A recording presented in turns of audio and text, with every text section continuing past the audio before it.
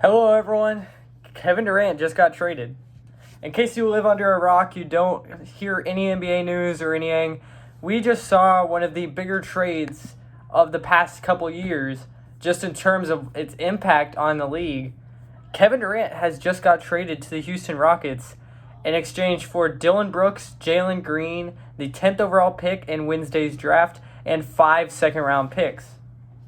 The second-round picks will include the 59th overall pick in Wednesday's draft, 2 picks in 2026, which is next season, Boston's second-round pick in 2030, and a Houston second-round pick in 2032. Let's just dive right into what this means for the Phoenix Suns first. This is a kind of a crazy trade because I knew that they were going to trade Kevin Durant. Everyone knew that was going to happen. The Suns already expressed that they didn't necessarily want to keep him, and the Rockets were one of the teams on his wish list. Kevin Durant wanted out, but I didn't think that it would actually be the Rockets. I thought that it was going to be the Spurs, the Heat, or the Raptors. I think that the Suns could have got a better deal for Kevin Durant, honestly. The 5 second-round picks are not worth that much because the Rockets are going to be good, and I don't know who owns the 2026 second-round picks, but Houston's probably going to be a good team next year. So those second-round picks won't be impactful. This second-round pick that they got this year is 59th overall, the literal last pick in the entire draft. What is that going to do for the Suns? Probably not anything. I really hate this trade for both teams, honestly, just on the surface. I haven't had much time to think about it. The trade happened, I'm recording this at 12:36 p.m. The trade happened at 11:42, so I've only had about an hour to think about it. But I really hate this trade for both teams. For the Suns, they do get Jalen Green. Jalen Green's a young superstar. I don't know if he'll ever be an all-star level guy, but he's only 22 years old, averaging a ton of points a game. Really impactful guy. Good young asset to have. They can either flip him in another trade or build around him. 6'4", 180-pound freak athlete going into year number 5, 23 years old, averaged 21, 5, and 3 last year on 42% shooting, 35% from 3, and 81% from the free throw line. His current contract, he signed his extension. So next year he'll be making $33 million, then $36, then $36. We have seen flashes of Jalen Green go crazy. Every single spring, there's always a stretch where Jalen Green averages 25 points a game. So if he can just really put everything together for the Suns, he could be a really important piece for them. But I just don't like that the Suns are getting him because he's basically a more athletic Devin Booker. They're both just really amazing scorers who don't play much defense. Green plays even less defense than Booker does. And Booker's kind of more of a playmaker than Green is, but neither one of them are true point guards. I don't like the fit with both of them being on a team together. Maybe Booker will still run the point guard like he kind of did this year. I don't know what this means for Bradley Beal because Dillon Brooks is a small forward. So even if you want to throw Jalen Green at the 3, Beal at the shooting guard, and Booker at the 1, that means Dillon Brooks is going to come off the bench. So for the Suns, you're getting a superstar young talent in Jalen Green who still has all-star potential, but he doesn't fit your team and what you're trying to do. The Suns are kind of going into a rebuild around Devin Booker now. That's kind of what I see this as for them. Dillon Brooks this year averaged 14, 4, and 2 on 43% shooting and 40% from 3. He is 29 years old. I think he's making about $21 million a year for the next 2 seasons. He's under contract for 2026 and 2027, $20 million a year each season. Brooks is a great 3-and-D guy. He's shooting 40% from 3 this last year, one of the best defenders in the league. He gets in defenders' heads, or he gets into offenses' heads. I do kind of like Dillon Brooks, just what he brings to the table. Obviously, I don't like him because he's a really annoying basketball player, but I do like what he brings to the table. I think he can help Phoenix a little bit.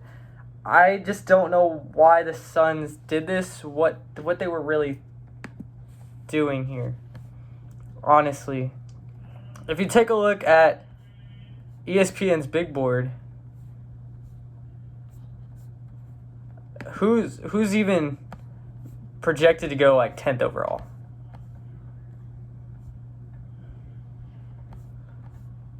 Let's see. So, number 10 is Jeremiah Fears, 9 is Kasparis Siakachonis, and 11 is Jaeger Dimon. The Suns got the 11th overall pick, or the 10th overall pick, and I don't know who they would go with, really. I think they would probably lean towards a power forward or a center, so maybe they go with Kalman Maluach or Derek Queen if he's still there, or maybe like Asa Newell, Colin Murray Boyles. I don't know. I just really don't like this trade for them. I don't like it for either team. Like, we're going to get to the Rockets in a second, but it's not a bad trade for the Suns because you are getting value for a 37-year-old power forward on the last year of his deal. But Kevin Durant could have gone for more. I mean, last year he averaged, 27, 9, and 8, something crazy like that. He's still a franchise-changing player at 37 years old. And he is on the last year of his deal, so that definitely did degrade his value a little bit, but I still feel like San Antonio would have paid more. Toronto, everyone knew that they were going to give up Quickly, Barrett, and picks. I feel like that would have probably been a better package than Brooks and Green. I don't know. It's just not a trade, not the option I would choose if I was Phoenix. But Brooks is not a bad player. I mean, defensively he's great. And then you got Jalen Green could really break out, though. I don't know what to expect from Jalen Green on this team, though. Because you've got him and Booker, they're kind of the same play style. And then Brooks and Allen are kind of the same play style as well. So it's kind of a weird deal. I wonder if the trade is now official or if we're going to see a third team get involved here. 5 second-round picks is kind of crazy, though. So we can read here, according to Barry Jackson of the Miami Herald, the Heat improved their offer for Durant in recent days and received consideration from the Suns, but their offer ultimately couldn't compete with Houston's. Miami was unwilling to include multiple first-round picks and young players in their package. The Heat's unwillingness to include Khalil Ware was among the sticking points that led to Phoenix going in a different direction. Yeah, that's kind of crazy. That's really kind of crazy. Durant is entering his 19th NBA season. I mean, he did miss 2 total years, so or else he would be going into definitely 21 maybe. I don't even know how many years he's been in the league. I guess he was drafted in 2007, so that would be, I don't even know. For Houston, let's just talk about for Houston really quick. I hate the fit on this team. They'll still be good because they have a crazy amount of just overall talent, but the fit is just not there. I really don't think that this team fits well together. I mean, you've got Van Vliet at the point guard, who isn't even guaranteed to come back because they have a team option on him. They could decline the team option. I'm sure he would come back if they tried to renegotiate on a smaller deal, but it's not guaranteed that he would come back. And so if you lose Van Vliet, that team's kind of cooked. But assuming that they do keep Fred Van Vliet, you've got him. He's a good shooter. He's a good playmaker, but he's undersized. Then you got probably Amin Thompson at the shooting guard. He can't shoot that well. He's a great defender, though. He can get to the basket. KD at the small forward. Jabari Smith at the power forward. And Şengün at the center. I just don't like the fit on that team, honestly. Ime Udoka is a really good coach, though. He should be able to coach fit pretty well. But I don't really know what is... Let's just talk about Phoenix first. What's next for the Suns? They're definitely not going to keep this team going forward, I don't think. I really, really don't think that they're going to keep this same team going into next year. They have a bunch of guys that could get traded. I think Jalen Green and Booker are safe, but outside of that, the entire team could get shipped off. I don't think that Dylan Brooks is safe. I don't think that Bradley Beal is safe. If they could get a trade for Bradley Beal, I think that they would take it. Ime Udoka was an assistant for one season with the Nets when they had Kevin Durant in 2021. That is kind of worth noting. That's kind of crazy. That's really kind of crazy. Oh my God. Kevin Durant is a Houston Rocket. And the Rockets only had to give up Jalen Green and Dillon Brooks. I thought that they would have to give up Jabari Smith and probably 2 first-round picks on top of Jalen Green. I don't know. This trade, just on the outside, it looks like it's a good trade for the Rockets. But once you get more in-depth with the salaries and thinking about that Durant's 37, he doesn't fit their timeline, let's just talk about that really quick. The Rockets are a young team. They were the 2 seed in the Western Conference this year, and they decided to blow up their young core to get Kevin Durant. Not really blow up because they only gave up Jalen Green out of their young core. But still, they had something that was working. It looked like it would be good for the future, and they decided to mortgage it all for Kevin Durant. It could work out, but at the same time, there is a chance that this team is the 6th seed this year. Kevin Durant leaves them in free agency, or they're the 4 seed this year. Kevin Durant re-signs with them on a 1-2-year deal.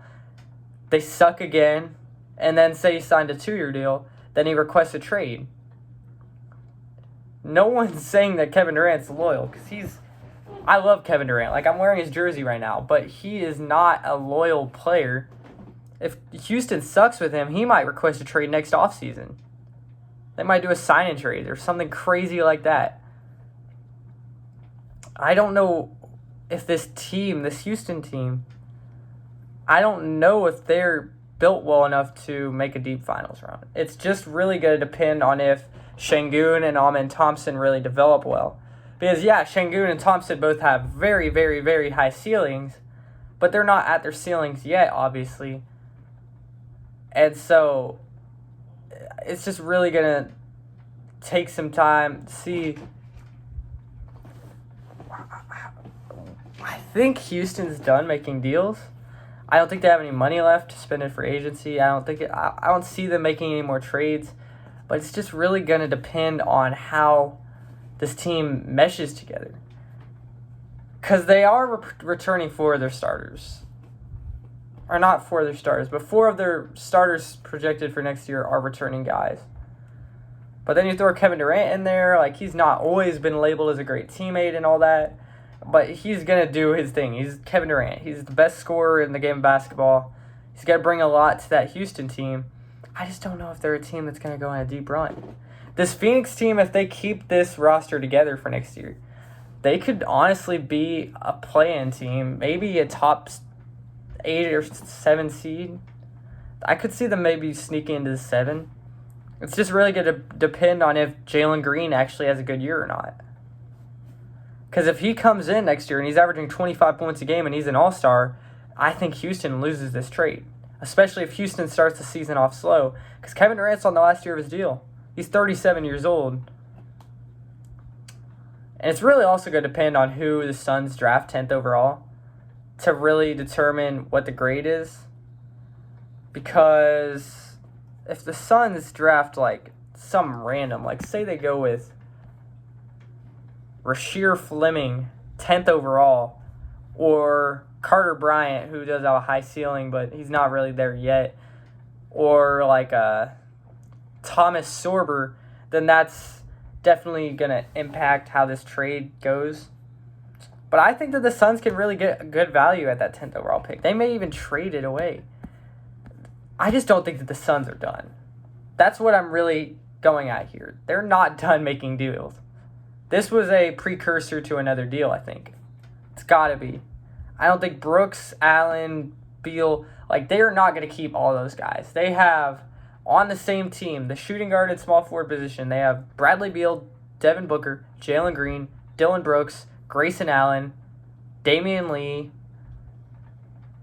Ryan Dunn. Like, they have, 8 wings on that team. They're not all going to stay. For the grades, Houston, I'm going to give this trade a B+. It's a risky move. Very, very risky move. Phoenix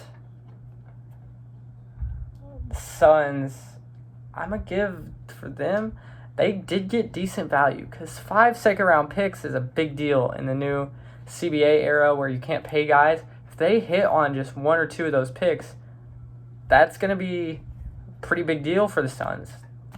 But they did get Jalen Green.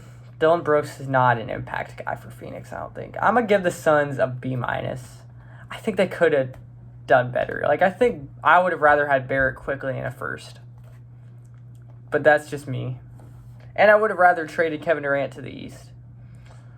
But who knows? Maybe the Suns make another move. They're title contenders next year, and the Rockets start off slow and aren't very good. There's a lot of things that could happen with this trade. Nothing's done yet. The Rockets could still make another move. But comment down below what your grades are. See you guys next time. Peace.